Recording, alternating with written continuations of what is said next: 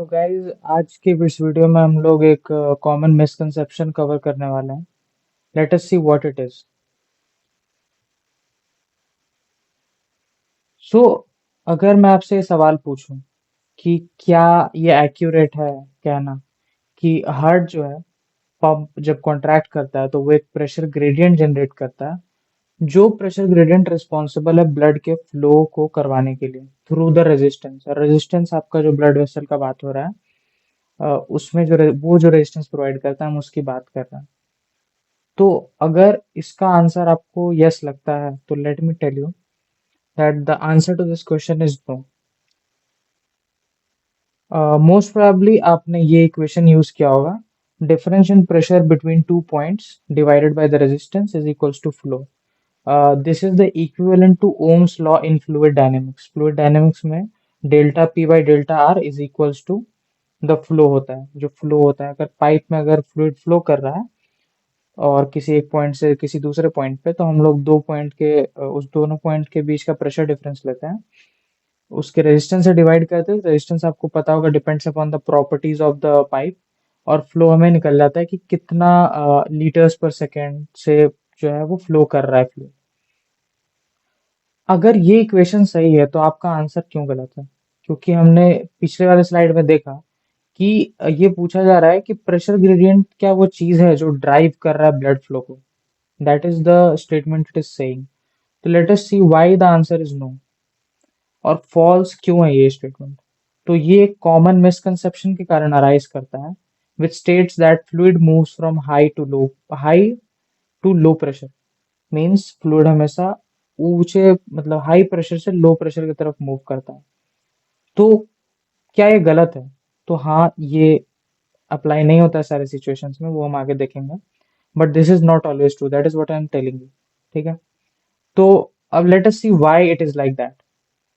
तो I will show you some cases and you will understand why this is not true. So let us see this diagram. आप देख सकते हो एक यहाँ पे आप एक ट्यूब है जिसमें इधर से फ्लूइड फ्लो कर रहा है और इधर को फ्लूइड निकल जा रहा है। ये बहुत ही कॉमन सा सेटअप है जो कि आपने फिजिक्स के टेक्स्ट बुक में देख रखा होगा। यहाँ से फ्लूइड फ्लो करता है, ओके, और इस पॉइंट पे आते के साथ क्योंकि यहाँ पे जो एरिया है वो रिड्यूस कर चुका है, तो आप जानते होंगे इक्वेशन ऑफ कंटिन्यूटी के हिसाब से A1 V1 equals to A2 V2। तो जहाँ एरिया कम हो जाएगा वहाँ वेलोसिटी ज्यादा हो जाएगी, और जब आप बर्नौलीज थ्योरम लगाओगे तो आपको पता चलेगा यहाँ पे प्रेशर कम हो जाएगा, क्योंकि काइनेटिक एनर्जी बढ़ रही है तो प्रेशर जो है वो कम हो जाएगा। ठीक है, लेकिन आप देख सकते हो कि पहले पार्ट में तो जरूर जो फ्लूइड है वो हाई प्रेशर से लो प्रेशर की तरफ फ्लो कर रहा है, बट दूसरे पार्ट में आप देख सकते हो कि फ्लूइड जो है वो लो प्रेशर से हाई प्रेशर की तरफ फ्लो कर रहा है। ऑब्वियस सा बात है, ऐसे सिस्टम में फ्लूइड फ्लो करता है, this is very observable thing. ऐसा मत सोचना कि ये मैं आपको कुछ गलत दिखा रहा हूँ, फ्लूइड यहाँ से यहाँ जरूर फ्लो करेगा। और ये एक ऐसा सिनेरियो है जहाँ पे आपको देखने को मिलेगा fluid is flowing from lower pressure to a higher pressure. Let's see some other scenarios as well. So fluid is not necessarily flowing from higher pressure to lower pressure. So let us see another scenario. Now let's see what it is telling. We have a beaker, and let me tell you, this is the point P. This is a point and this second point, and we have the pressure at point second is P2 and pressure at point P1 is P1। तो अगर अब हम निकालने जाए pressure at point P1 तो आएगा वो P1 plus P2 plus रो, यहाँ पे मैंने D का यूज किया, density of water, G the gravitational and the G H the height difference between these two points. ये simple hydrostatic pressure in water column होता है। जितना हाइट आप नीचे जाओगे उतना ज्यादा वो कॉलम का वेट ऐड होते जाएगा, उसके कारण जो प्रेशर P1 होगा वो P2 plus rho g H होगा। लेकिन हम यहाँ देख सकते हैं कि प्रेशर जो है P1 पे वो बड़ा है एज कम्पेयर टू P2। लेकिन कभी भी ऐसा नहीं है, आपने देखा होगा कि P1 से P2 की तरफ वाटर फ्लो कर रहा होगा। आप खुद घर में एक ग्लास में पानी भर के देख सकते हो, कभी ऐसा नहीं होगा कि वाटर P1 से P2 की तरफ फ्लो कर रहा है। This is not what happens in real life. So मैंने आपको दो सिनेरियोज दिखा दिए जहां पे pressure is not the driving force of flow. अगर pressure is not the driving force then what it is. So in सारे केसेस में हमने देखा कि it is the difference in the energy. अगर हम ध्यान से देखेंगे तो it is in the difference in the energy which causes the flow of fluid. What I mean by the difference in the energy, the total fluid energy, मतलब अगर आप देखोगे पुराने सिनेरियोज में, तो ये एनर्जी फ्लूइड के जो फ्लूइड में एनर्जी होती है at different point, that is responsible for causing the flow and not the pressure differences between the two points. अब इसे समझने के लिए हमको बर्नौलीज इक्वेशन समझना पड़ेगा। प्रेशर एट एनी पॉइंट या एनी फ्लूइड जो होगा, total fluid energy at that point per unit volume is defined like this: P plus rho g h है ये height from the datum level, जो आप zero मानोगे पोटेंशियल एनर्जी को, plus half rho v square जो ये kinetic energy, ये pressure energy है जो यहाँ पे P टाइम्स V होता है, जो डिवाइड होके V से वही कट गया है, तो इसलिए यहाँ पे P है, और ये बाकी चीजें। तो let us see further. So let us see this scenario. अगर आप यहाँ देखोगे तो वी हैव दिस ट्यूब।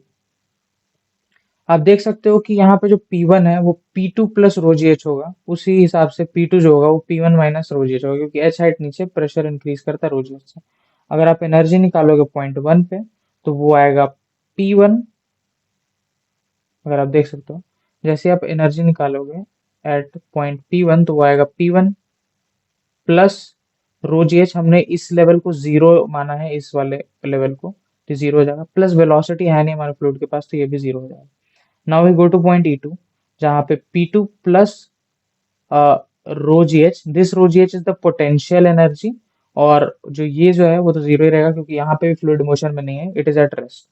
तो आप देख सकते हो कि E2 equals to P1 minus, अब हम P2 को यहाँ से रिप्लेस कर सकते हैं, रो P1 minus rho g H, तो हमने यहाँ रिप्लेस किया, और आप देख सकते हो कि ये कट गया, E2 इक्वल्स टू P1 बचेगा, and we know that P1 is equals to E1, therefore E2 equals to E1। तो इसका मतलब ये है कि जो फ्लूइड है इसलिए नहीं फ्लो कर रहा था क्योंकि energy at these two points is equal, so there is no thing causing the fluid to flow. Okay, so इसके पुराने वाले सिनेरियो में भी आप यही देख सकते हो, यहाँ पे भी सेम चीज हो रही है कि फ्लूइड जो है वो हमेशा lower energy to higher energy flow करता है, ना कि the other way around. Okay, that is the simple thing. अब हम फिर से अपने सवाल पे वापस आ रहे हैं कि is it accurate to say that heart generates a pressure gradient that drives the blood flow through a resistance? तो इसका आंसर मैंने आपको पहले ही बताया था, नो है। क्यों नो है? क्योंकि it is not the pressure difference which is causing the fluid to flow, it is the difference in the energy levels between any two points which is causing the flow।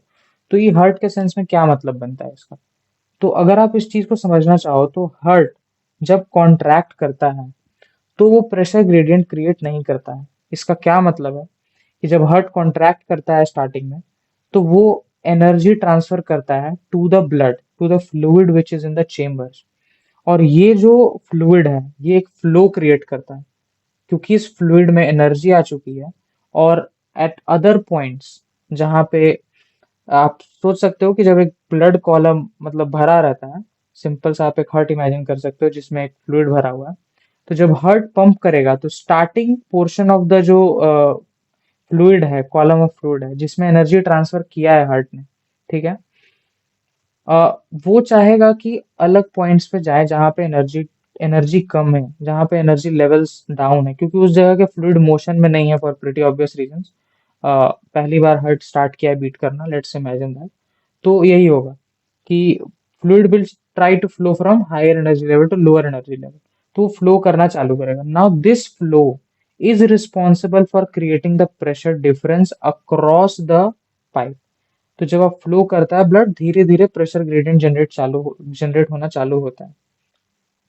So I think so I have cleared my thing which I wanted to say you, that the fluid flows from a higher pressure, from higher energy level to lower energy level, and not from a higher pressure to a lower pressure region. Pressure difference or the pressure which you are seeing is the effect and is not the cause of the flow. The cause of the flow is the energy itself the fluid is carrying, and that is how I would like to end my video. So I think so this video would have been helpful for you, and आप नीचे कुछ comment कर सकते हो, कुछ और suggestions दे सकते हो हमें कि हम किस टॉपिक पर वीडियो ला सकते हैं। And till then will meet you in the next one. Till then good bye.